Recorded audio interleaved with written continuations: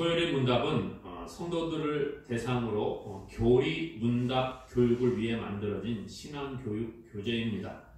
그래서 소요리 문답, 그러니까 요리 문답이 뭐냐 그런데 소교리 문답 이렇게 말할 수가 있습니다.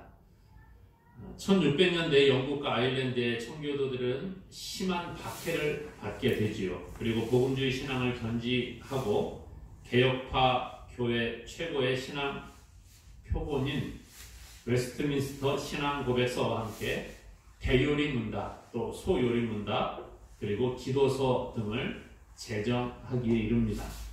그러니까 우리가 전에 배웠던 웨스트민스터 신앙 고백서, 그 다음에 대요리 문답, 어른들을 대상으로 한 대요리 문답이라는 것이 있고요. 그러니까 대요리 문답, 그래서 어른들을 대상으로 교리 공부를 가르치는 질문을 하고 답을 하는 형식으로 해서 성경의 교리들을 풀어가는 거예요.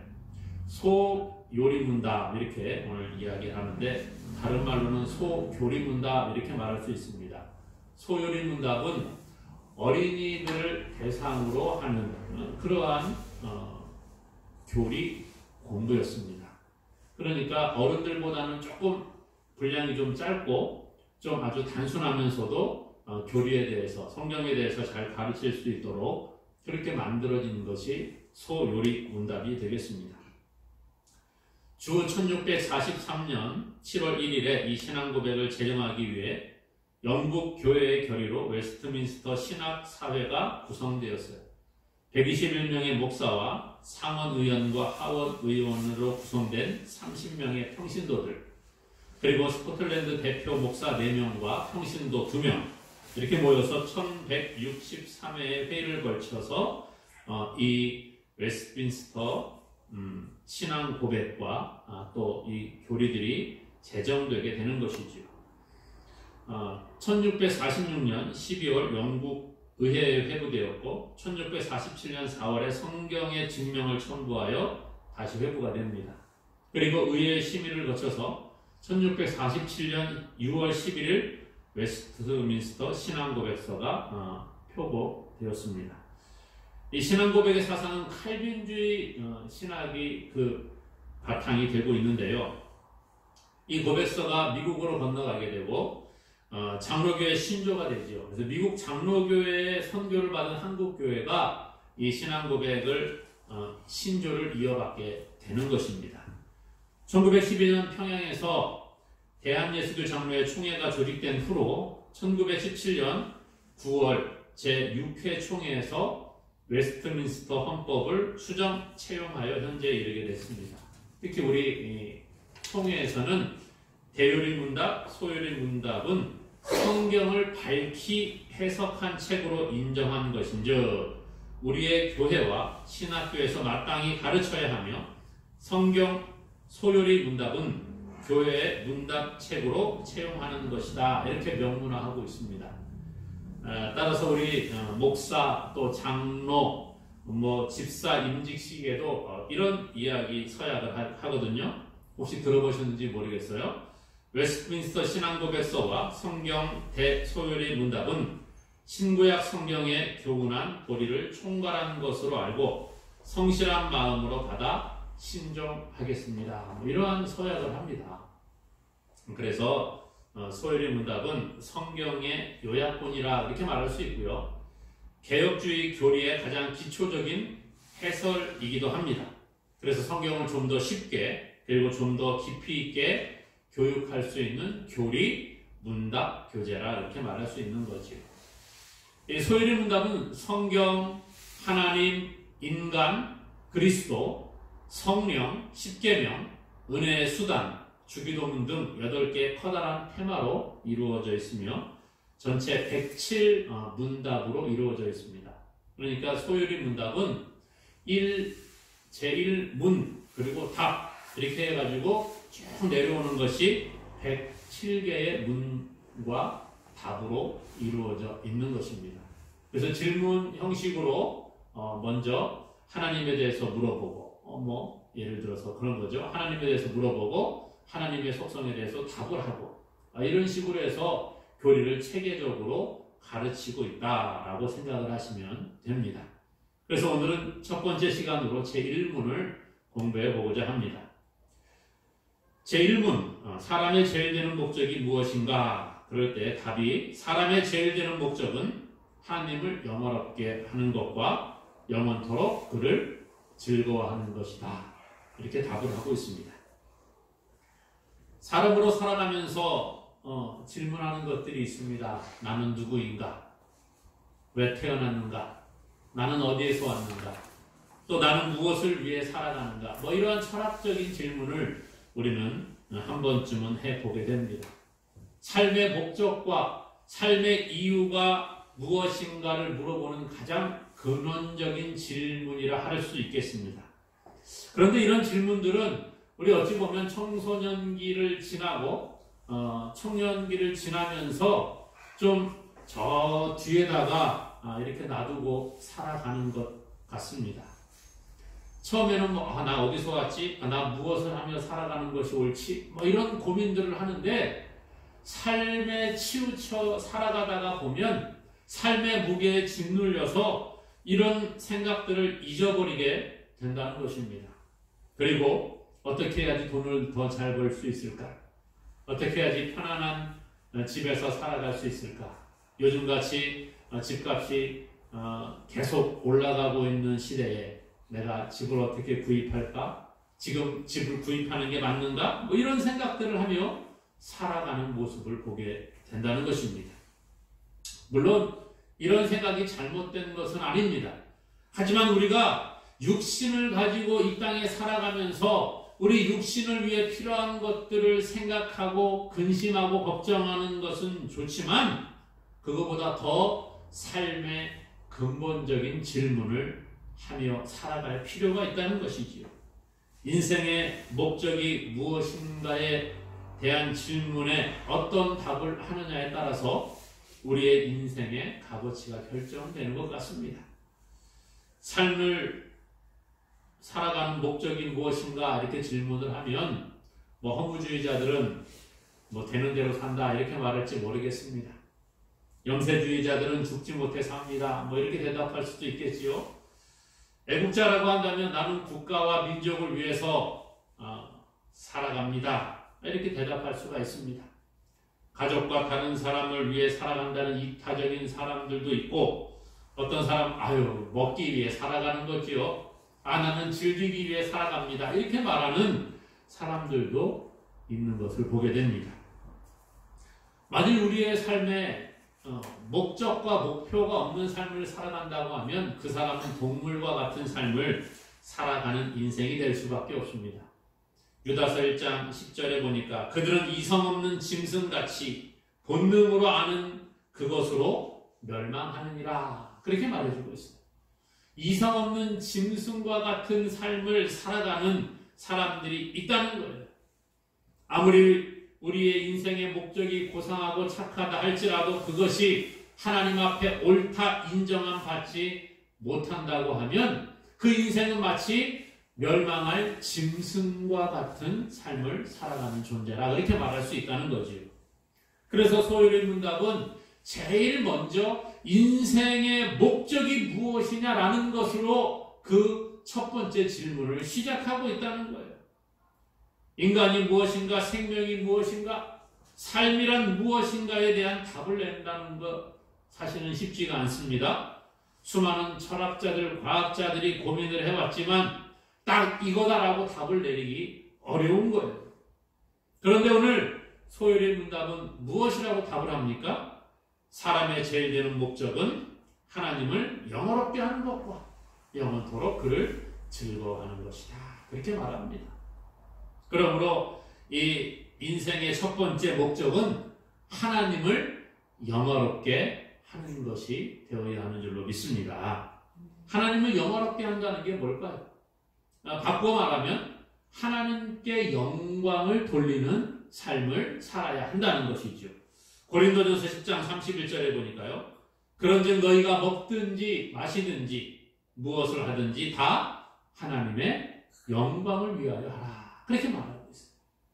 오늘 우리가 무엇을 하든지 먹든지 마시든지 다 하나님의 영광을 위해 하라는 거예요.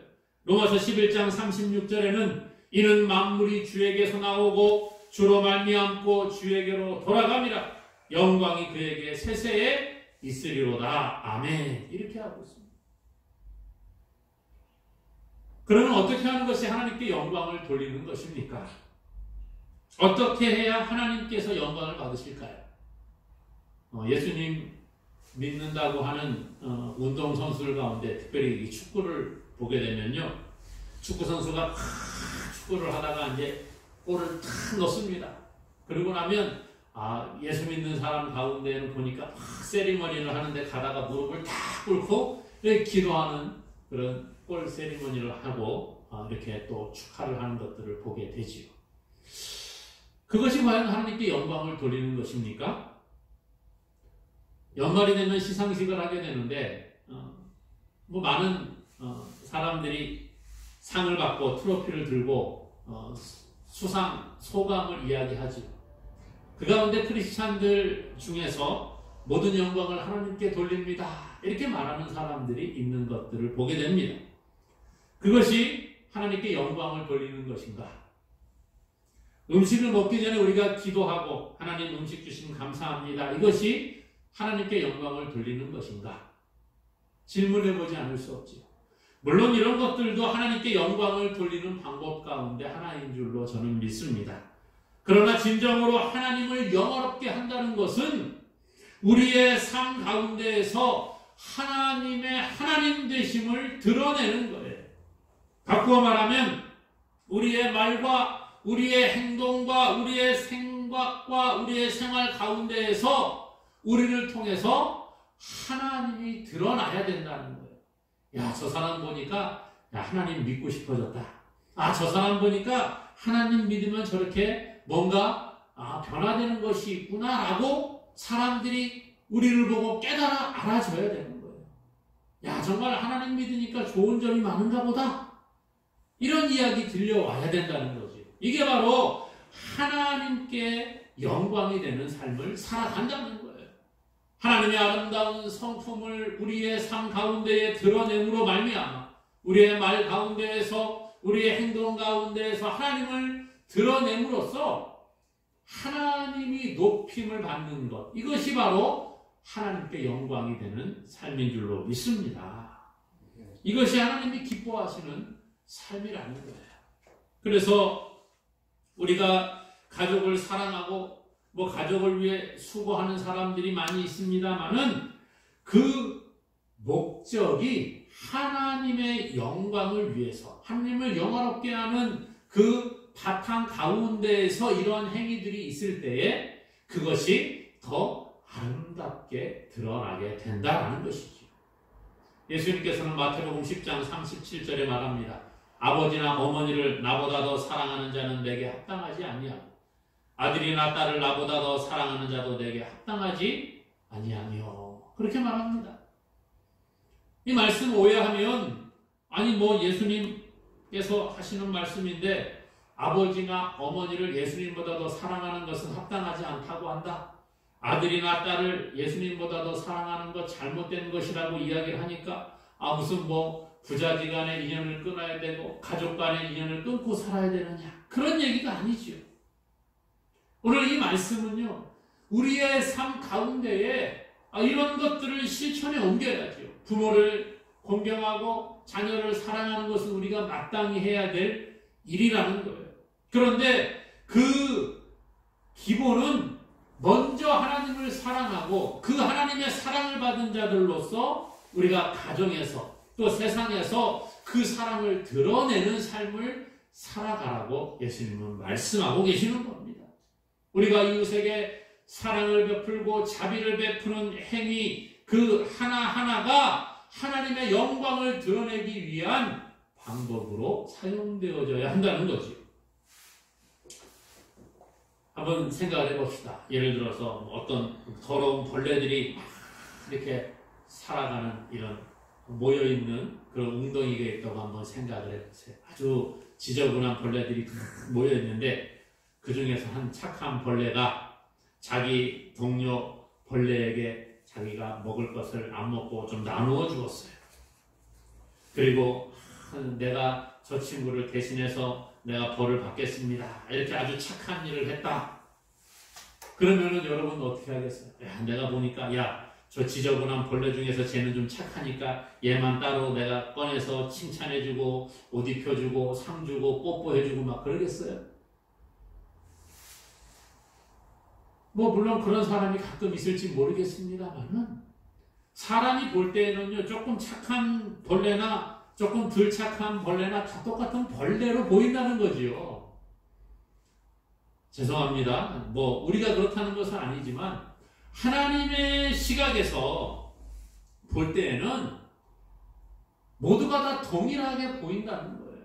물론 사람들이 볼 때 나는 저 세상 사람들보다 더 착하고 선해 이렇게 말할 수 있을지 모르지만 하나님이 보시는 관점에서는 세상에 살인죄를 지어서 감옥에 있는 사람이나 우리가 일상생활에 거짓말하고 남을 속이고 시기하고 질투하고 살아가는 우리의 모습이나 별반 다르지 않게 보인다라는 거예요.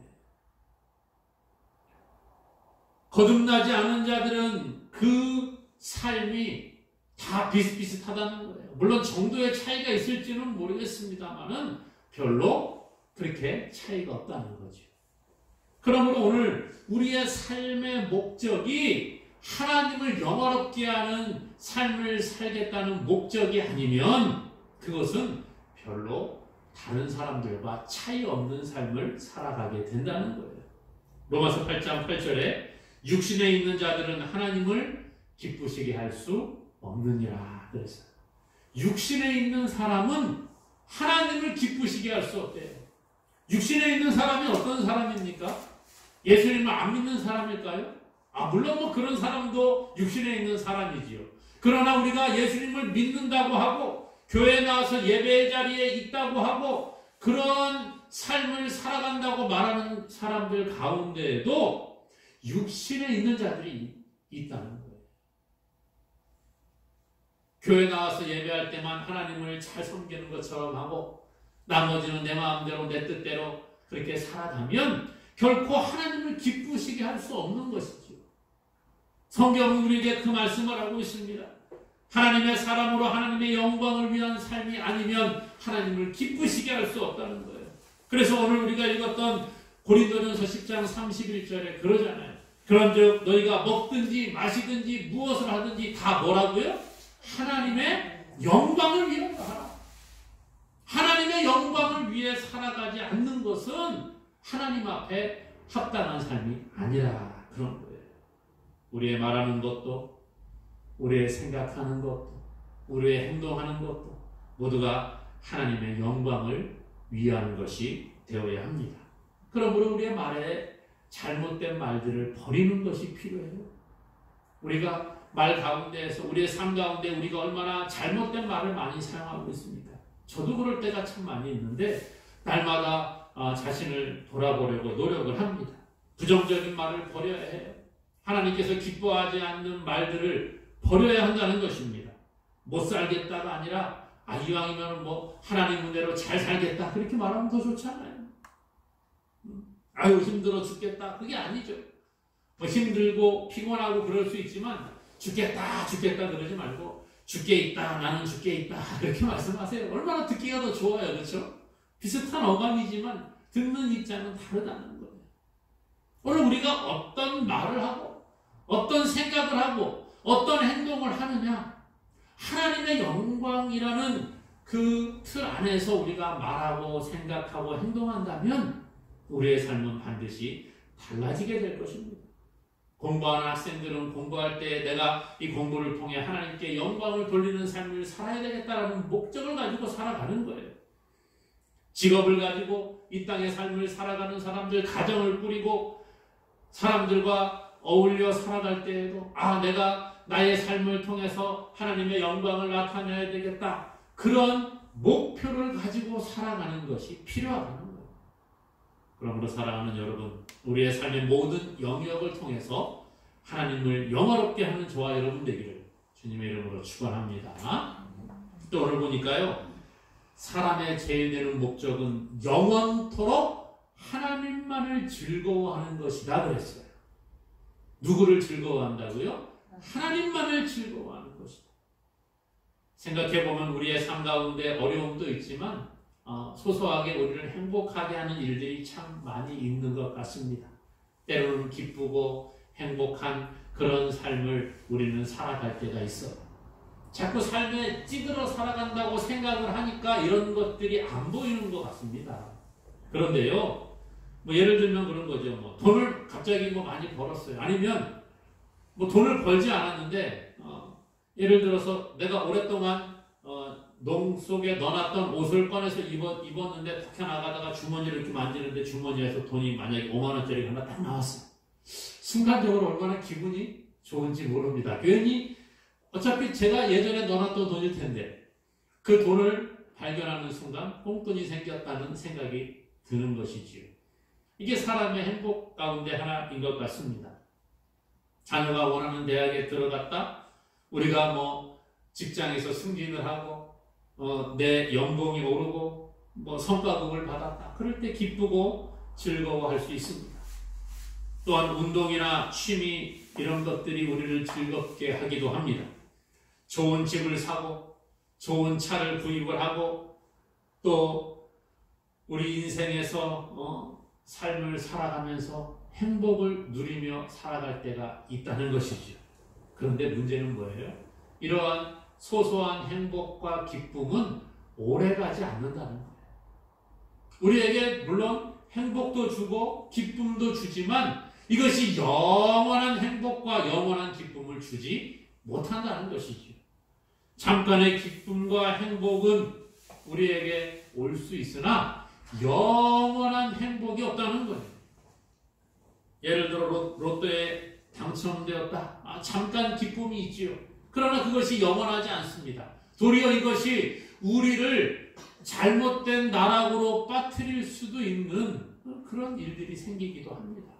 실제로 어떤 조사에 제가 보니까요, 이 복권에 당첨된 사람들이 5년, 10년 후에 도리어 당첨되기 전보다 더 못한 삶을 살아가는 사람들이 많이 있는 것을 조사한 것을 본 적이 있습니다.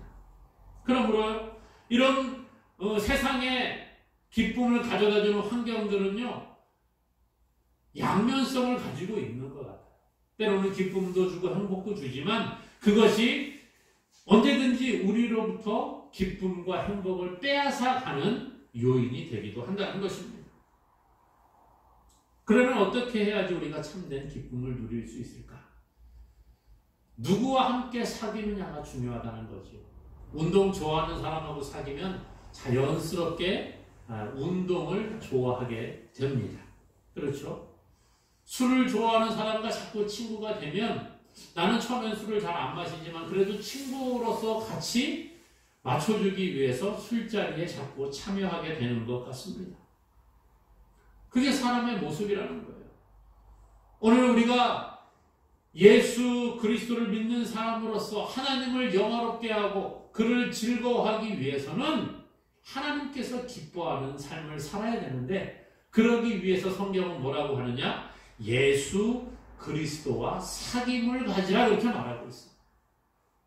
우리가 예수 그리스도의 보혈의 공로로 죄사함 받고 하나님의 백성이 된 삶으로 하나님을 기쁘시게 하고 영원토록 그를 즐거워하는 삶을 살아가기 위해서는 우리가 예수 그리스도와 함께 사귀며 그와 더불어 살아가야 한다는 거지요. 요한일서 1장 3절 4절에 말합니다. 우리가 보고 들은 바를 너희에게도 전함은 너희로 우리와 사귐이 있게 하려 함이니 우리의 사귐은 아버지와 그의 아들 예수 그리스도와 더불어 누립니다. 우리가 이것을 쓰면 우리의 기쁨이 충만하게 하려 함이라 그랬어요. 하나님과 예수 그리스도와 더불어 함께 사귐이 있을 때에 그 삶이 복된 삶이라는 거예요. 즐거워할 수 있다는 거죠. 시편 기자는 시편 73편 25절에서 이렇게 말합니다. 하늘에서는 주 외에 누가 내게 있으리요 땅에서는 주밖에 내가 사모할 리 없나이다 그랬어요. 내가 사모할 리가 하나님밖에 없습니다. 그런 고백을 하고 있다는 거예요. 비록 우리가 육신이 이 땅에서 살아가지만 이 세상의 것을 사랑하는 것이 아니라 주님만을 사모할 수 있는 저와 여러분 될 수 있기를 간절히 소망합니다. 오늘 그러므로 소위문답 1문에 사람이 제일 되는 목적이 무엇인가 질문을 했을 때 사람의 제일 되는 목적은 하나님을 영화롭게 하는 것과 영원토록 그를 즐거워하는 것이다 그랬습니다. 그러므로 창조주 되시고 구원주 되시는 하나님을 영화롭게 하는 삶을 살아가는 저와 여러분 되기를 바랍니다. 그리고 하나님만을 영원토록 기뻐하고 즐거워하는 것이 우리가 살아가는 목적인 줄로 기억을 하고 참 만족과 참 기쁨을 줄 수 없는 이 세상에서 기쁨을 찾는 자들이 아니라 하나님을 인하여 기뻐하며 오직 하나님의 영광을 위한 삶을 살아가는 저와 여러분 되기를 주님의 이름으로 간절히 축원합니다. 기도드리겠습니다.